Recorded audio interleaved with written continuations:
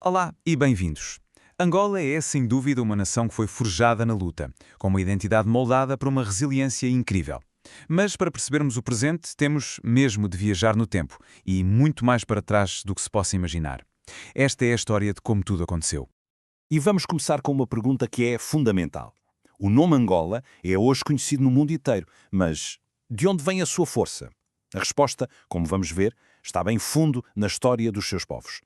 E a resposta está mesmo aqui. A palavra Angola vem de Nangola. E o que era um Nangola? Era o título dado aos reis do antigo reino do Dongo. Essa palavra, por sua vez, deriva de Ngolo, que significa pura e simplesmente força.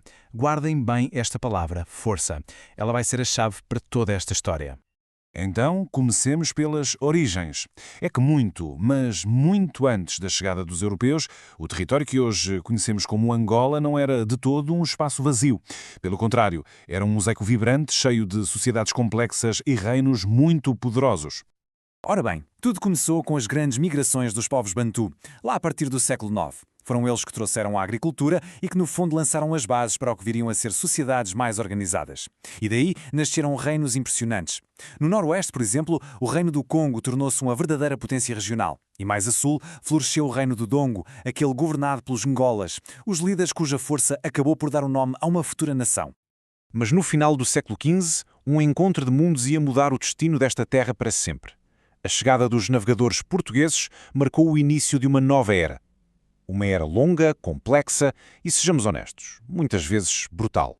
O primeiro contacto dá-se em 1482. Quase 100 anos depois, em 1575, é fundada a cidade de Luanda, que rapidamente se transformou, juntamente com Benguela, num dos maiores e mais trágicos portos do tráfico de escravos. A verdade é que, durante séculos, o poder português esteve quase sempre limitado à costa. Foi só no final do século XIX, com a famosa Conferência de Berlim, que a Europa decidiu as fronteiras e forçou Portugal a uma ocupação efetiva de todo o interior. E essa tal ocupação era muito mais teoria do que prática. Olhem para este número, que diz tudo. 6%.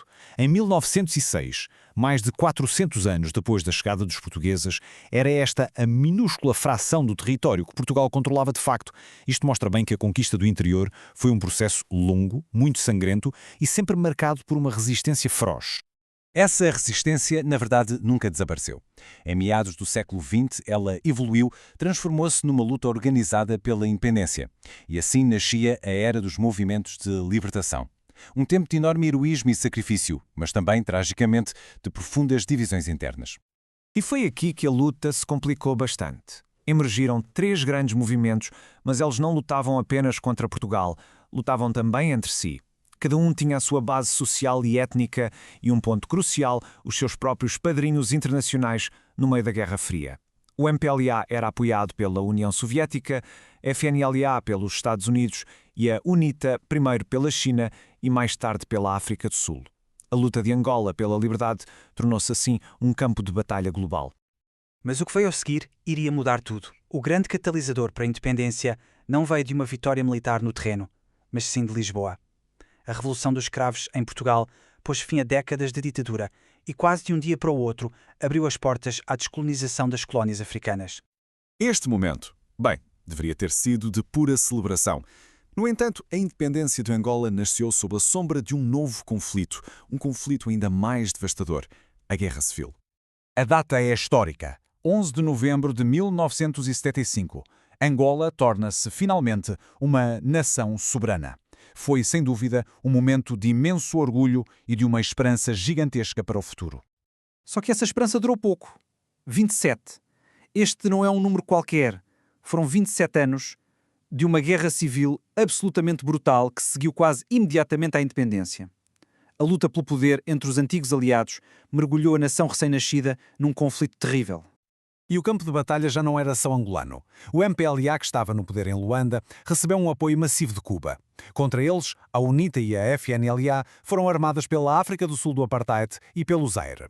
O resultado foi uma catástrofe nacional, infraestruturas em ruínas, milhões de pessoas forçadas a fugir de suas casas e uma ferida aberta que levaria décadas a sarar. E então, após quase 3 décadas, o som das armas começou finalmente a silenciar. A paz chegou. Mas com ela vieram desafios monumentais. os desafios de reconstruir uma nação inteira. O ponto de viragem definitivo aconteceu em 2002. Com a morte em combate de Jonas Savimbi, o líder histórico da UNITA, as armas finalmente calaram-se. Abria-se assim um novo capítulo, um capítulo focado na reconciliação e na reconstrução do país. Mas a reconstrução não era só de estradas e edifícios. Era, acima de tudo, sobre reconstruir uma identidade nacional. Angola é um mosaico de povos, com os Ovimbundo e os Ambundo a formarem a maioria da população. O grande desafio da paz passou a ser este: como é que se cria uma nação unida a partir de uma diversidade que, durante a guerra, foi tão explorada para dividir.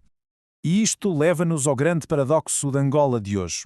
De um lado, uma riqueza natural imensa, é um dos maiores produtores de petróleo de África, o que impulsionou um crescimento económico brutal e a reconstrução de infraestruturas. Mas, do outro lado, essa riqueza não chegou a todos. Persistem uma profunda desigualdade social, padrões de vida muito baixos para a maioria e indicadores sociais preocupantes, como a mortalidade infantil. Portanto, o ponto central é este. A história de Angola é uma história de Ngolo, de força. Uma força que permitiu resistir à colonização, lutar pela liberdade e sobreviver a uma guerra devastadora. A grande questão que fica agora no ar é como é que essa força vai ser canalizada para construir um futuro que seja próspero e, acima de tudo, justo para todos os angolanos. O caminho está, agora mesmo, a ser trilhado.